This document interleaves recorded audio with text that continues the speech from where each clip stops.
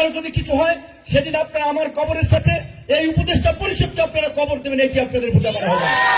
এই বছরের যে 29 অগস্ট যে আক্রমণ হচ্ছে মরে যেতে পারতাম।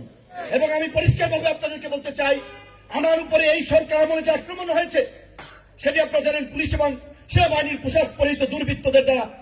এই ঘটনায় যেহেতু 30 কার্য দিবসের নোটিশ জারি করে 4 সেপ্টেম্বর থেকে এখন পর্যন্ত বিচার করে নাই, তার মানে এই ঘটনায় সরকারের মৌন সমর্থন রয়েছে এবং যদি বিচার না হয় তার জন্য দায়ী থাকবে সরকার।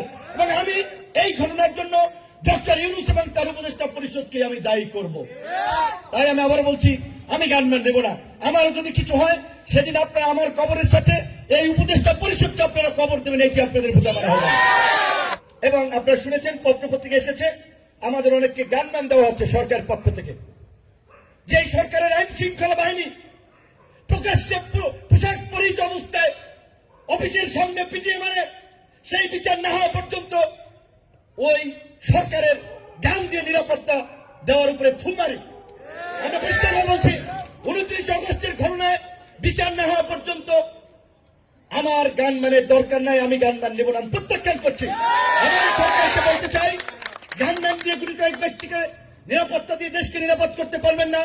গোটা দেশের মানুষের নিরাপত্তায় সরকারকে ঢেলে সাজান, আইন শৃঙ্খলা বাহিনীকে ঢেলে সাজান, অন্যথায় প্রার্থীদের নিরাপত্তা দিলেন, ভোটাররা নিরাপদ বোধ না করলে তো কেন্দ্রে যাবে না।